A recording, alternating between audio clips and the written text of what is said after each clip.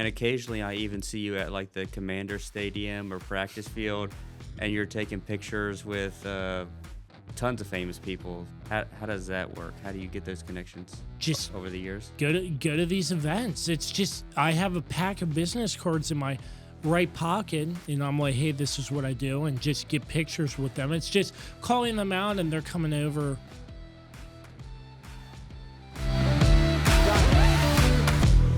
What are you doing? Get out of my seat. What's going on, guys, and welcome to another episode of On the Move with Matt. Today I'm here with Josh Kirby. Thanks for coming out. Hey, thanks so much for having me. Always a pleasure getting to talk about my brand and just talk about collaborating with local people in the Winchester area. Definitely, yeah. So Josh does a little bit of everything. I don't even know where to start. So you have your own podcast. What's that podcast called? So it's called the Kirby on Sports Podcast. It started off as just a vision, me liking sports so much, if you get what I mean, and that just drove an interest into talking about it. And at the time, podcasting was not the most easily accessible thing in the world.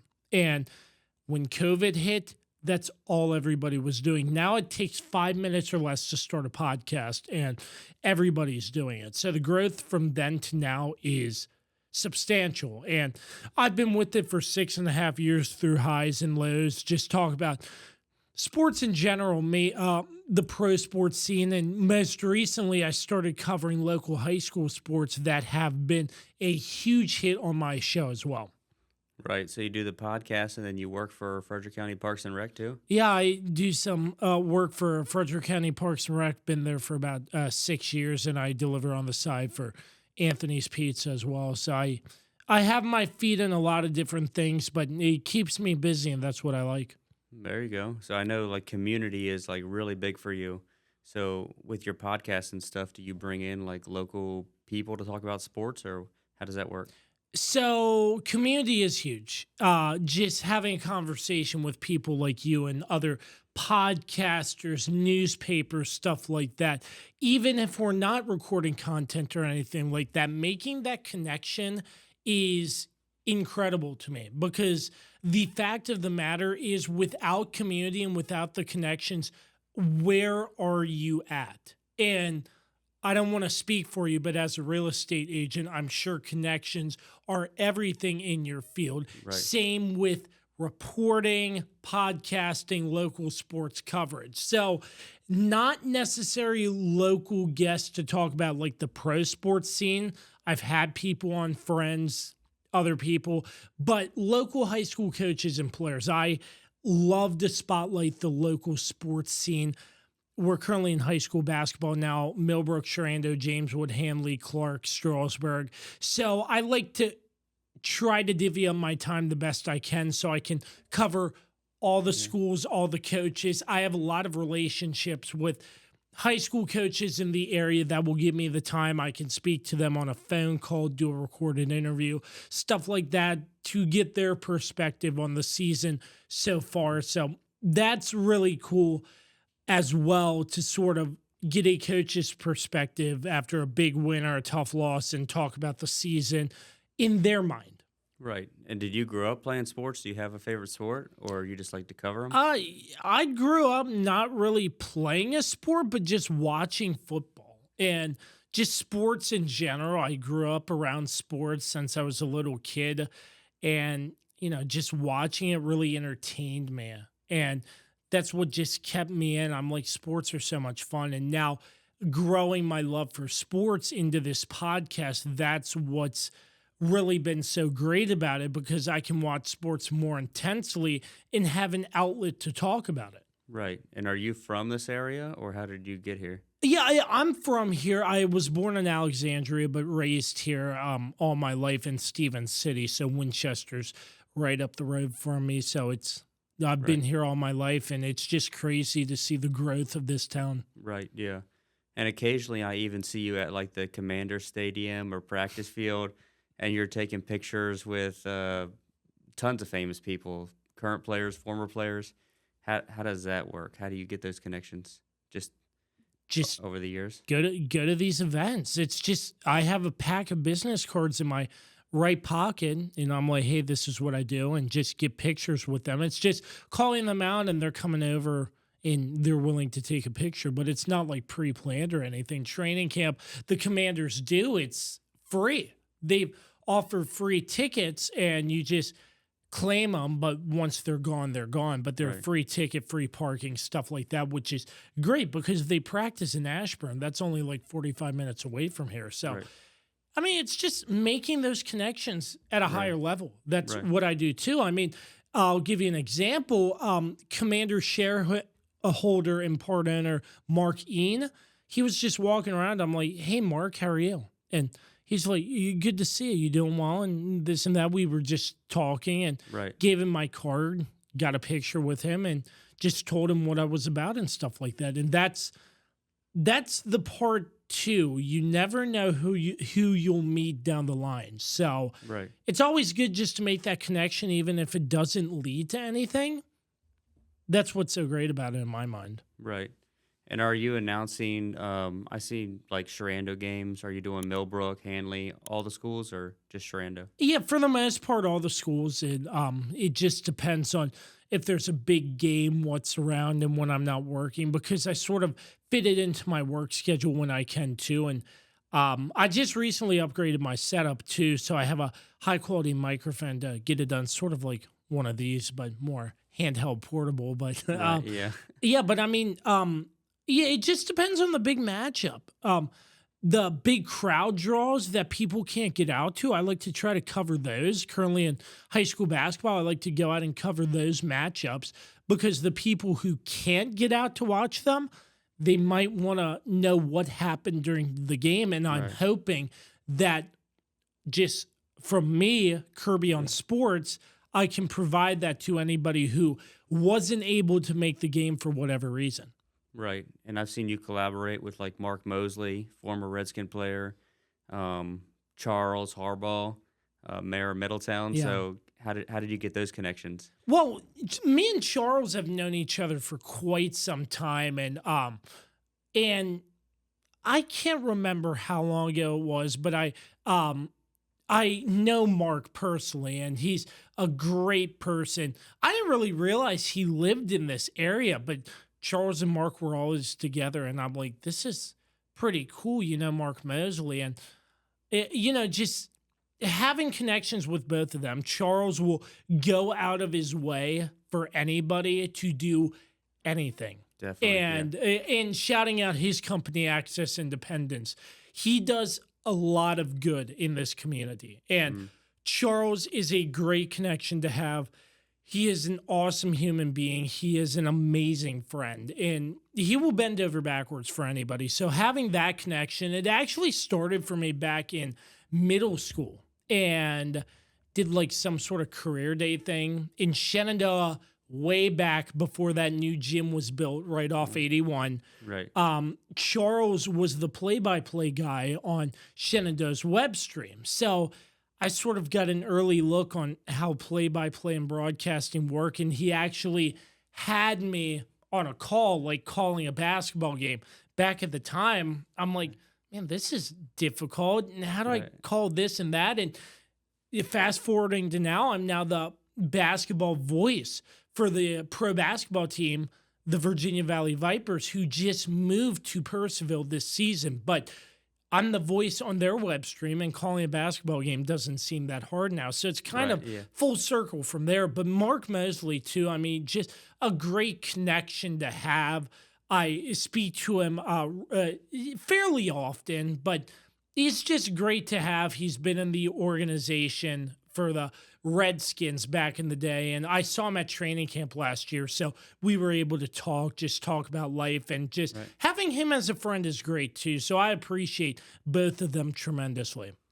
And when you first started doing like podcasting, announcing basketball games, football games, was that intimidating? Are you worried about messing up, or do you kind of learn as you go? Well, messing, it just comes with the territory. If you mess up, you just have to learn from it. Stutter, make a mistake, mispronounce a last name, something like that. It just comes with the territory. Basketball is a very fast sport.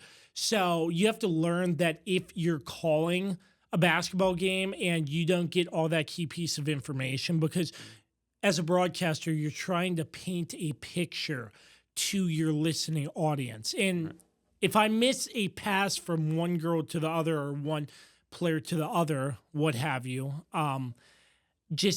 you just have to move on and try to backtrack and fill in the blanks there so they know. So it's not always perfect. It's a lot of concentration on that front. And the podcast, same thing, just editing glitches, stuff like that. I try to edit my podcast on my own and make sure it's a good product. I try to put it out there so it's more relaxed, down to earth sort of thing, if you get what I mean. So it's not like I'm editing every little thing.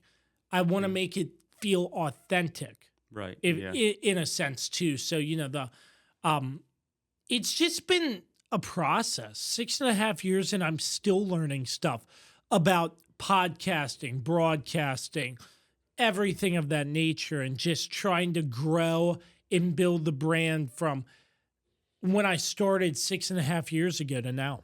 Right. And I'm sure it's a learning process. Like, for an example, you see NFL like players like Tom Brady, who's an announcer, and he had to put in so much work to become the announcer, and you'll hear him make mistakes and stuff. But when you make a mistake, you can just kind of backtrack, like you said, and correct it. You said a last name wrong. Who cares? You're human. Just it makes you relatable. So just fix it and move on, type thing. I agree with that. And the interesting thing about Tom Brady is the fact that he's a part owner. So there are restrictions on what he can do to prepare for a broadcast. I don't think it's been an issue. I think he's done a pretty good job for Fox, but other people might disagree. But that's one point I wanted to throw out because that's very interesting. But yeah, I mean, that's a good point you bring up, and it's just something you have to learn with time. It's a learning process over time, essentially. Right. And do you feel that you need to kind of make it a little bit funny as well? Like the John Maddens and stuff, when he started announcing, everybody enjoyed his voice and there's jokes. You're not just calling play by play, you're making it entertaining. So do you try to make it entertaining as well?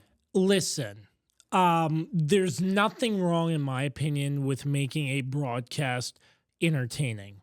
It always keeps the crowd or your listening audience in check, entertained, engaged in a sense too. And a good connection of mine, Dan Gloucester, he's calls games for Winchester's Classic Country 95.7. I met him early on back when I was at Sharando. He was calling games, and I've been interested in what he's done, hang out with him in a broadcast booth. Yeah.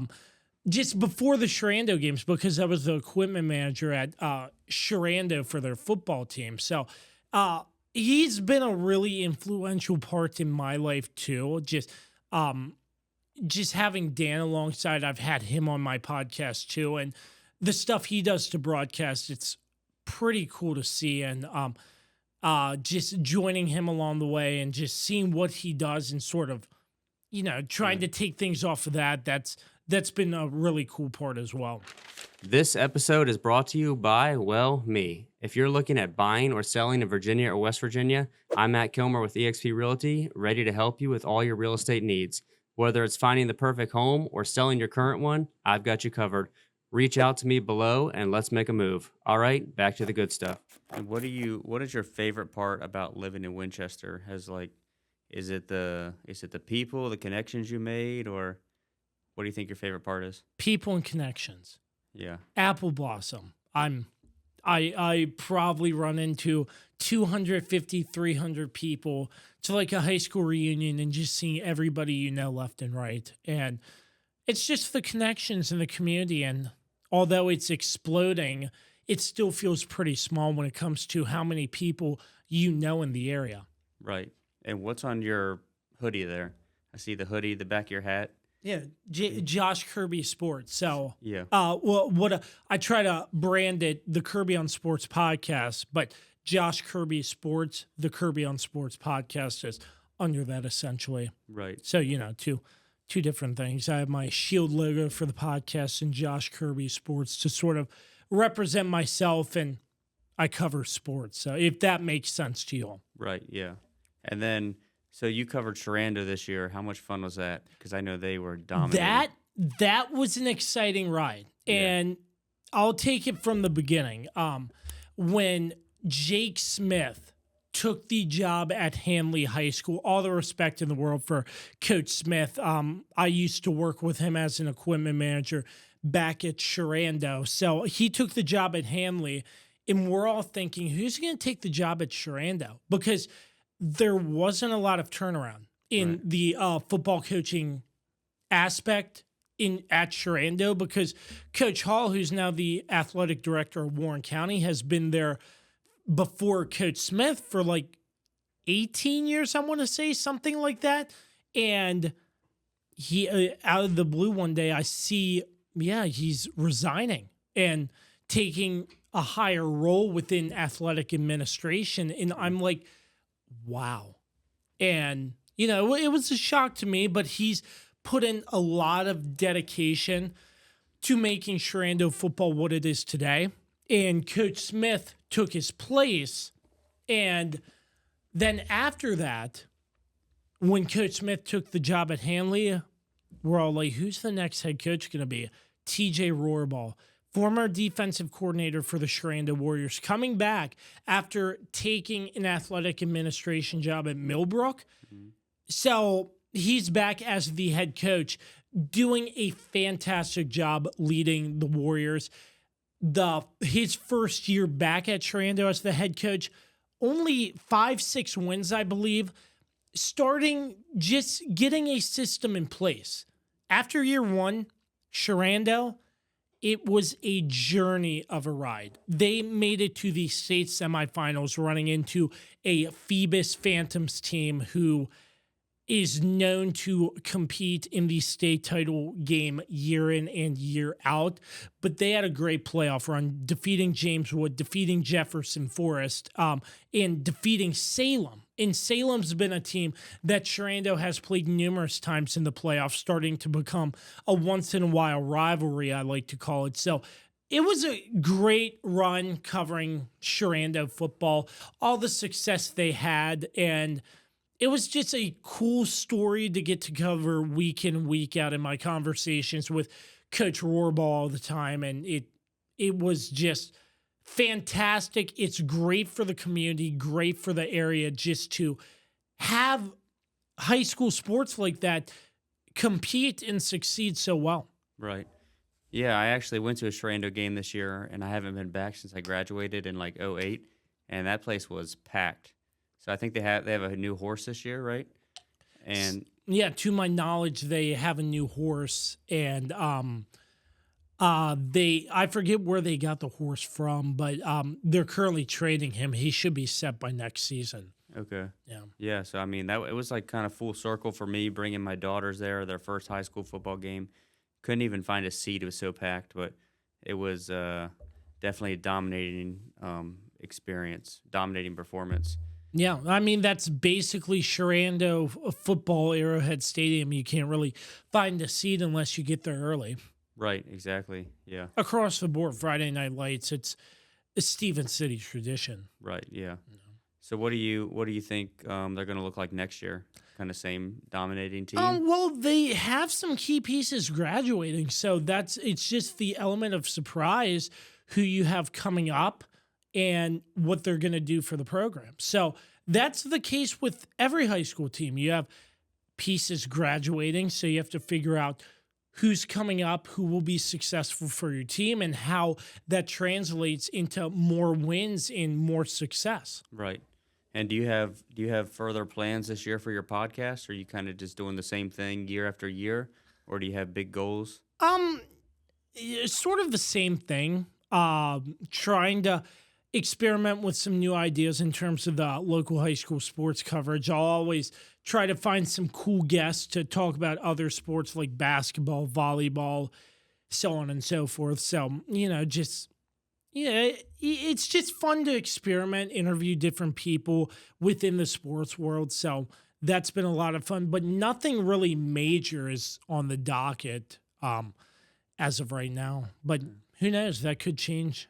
And it looks like you have a lot of fun on social media with your podcast, kind of talking back and forth with maybe Dallas Cowboys fans or Eagles fans, but I'm sure it's all in love. At the end of the day, you're all friends. Now, all I'm going to say is people who, there's some people, I'm not going to name names, who complain about the Commanders, and they're like, oh, the Eagles beat the Commanders. And I'm like, where are the Dallas Cowboys? And I'm just going to leave it at that. Eagles winning the Super Bowl, all the respect. I mean, I really can't stand Philly, but you got to give them credit for the job they did to defeat Kansas City in the Super Bowl this past Sunday. And what a journey that was. And just an Eagles team that might be very powerful for years to come. Right. I mean, yeah, it's definitely an incredible roster with a lot of young guys on it.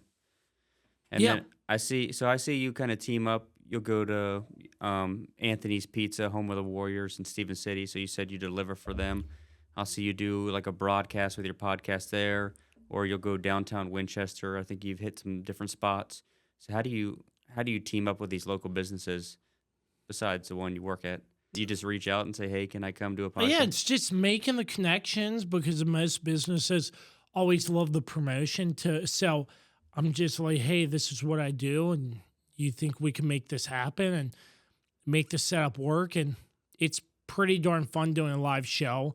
Last live show, a lot of people came out too. So it's just about the advertising, the promoting of it. But businesses love when people come out to promote them. So it's a lot of fun to get to do live shows at times too, because it's just one of those things where you sit down with your co-hosts, have a good time, field fan questions, and people have something to watch. And they're like, what is this? And it sort of makes them wonder. And that's how more people come to find my podcast. Right.